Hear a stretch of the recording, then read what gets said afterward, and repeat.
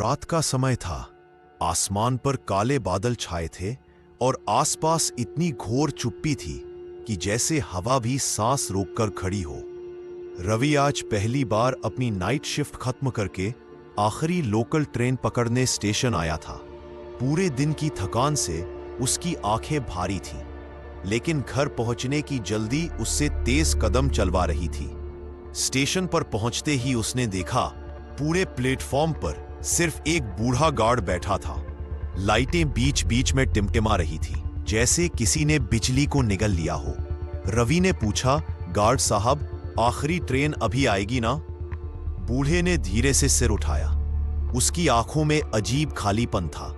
बेटा, ट्रेन तो आएगी, पर कोशिश करना कि आगे वाले डिब्बे में ना बैठना, उसने धीमे भारी स्वर में कहा। रवि थोड़ा हैरान हुआ। क्यों? गार्ड ने एक पल उसे घूरा, फिर फुसफुसाया, उधर आज भी कोई चलता है जो मरने के बाद भी आखिरी ट्रेन मिस नहीं करता। रवि ने इसे मजाक समझा और मुस्कुरा दिया। तभी दूर से ट्रेन की सीटी गूंजी। स्टेशन हिलने लगा। अंधेरा चीरते हुए ट्रेन प्लेटफॉर्म पर आकर रुक गई। रवि जल्दी से चढ़ा, लेकिन आगे की बजाय बीच वाले दौड़। डिब्बा लगभग खाली था। सिर्फ एक औरत खिड़की के पास बैठी हुई थी। उसका चेहरा ढका हुआ था और बाल आगे की तरफ झूल रहे थे। ट्रेन चल पड़ी। कुछ मिनट बीते ही होंगे कि रवि ने देखा सामने की सीट हिल रही थी, जैसे कोई बैठा हो, लेकिन वहां कोई नहीं था। अचानक ठंडी हवा का तेज झोंका आया और रोशनी एक दो बार झपकी। रवि का दिल तेजी से धड़कने लगा। फिर उसे लगा कोई उसके ठीक पीछे खड़ा है। धीरे धीरे उसने सिर पीछे घुमाया।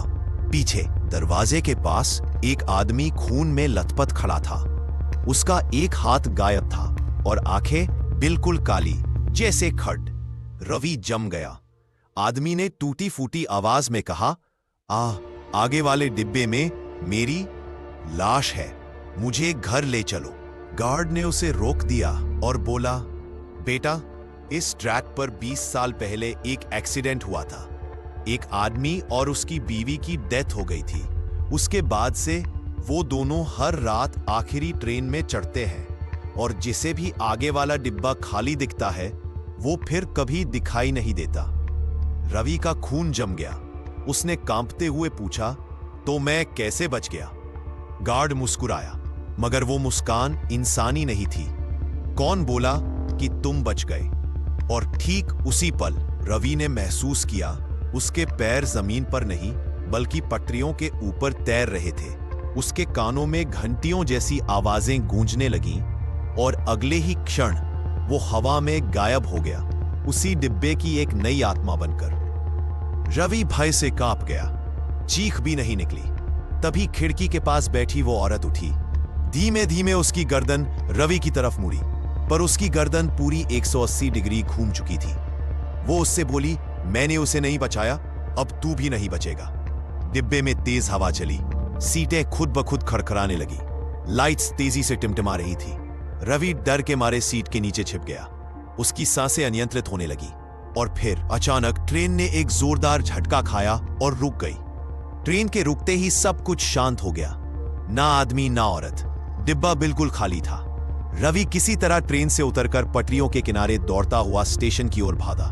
सांस टूट रही थी, दिल जैसे बाहर आ रहा था। स्टेशन पहुंचते ही उसने देखा वही बूढ़ा गार्ड धीरे धीरे उसकी ओर चल रहा था।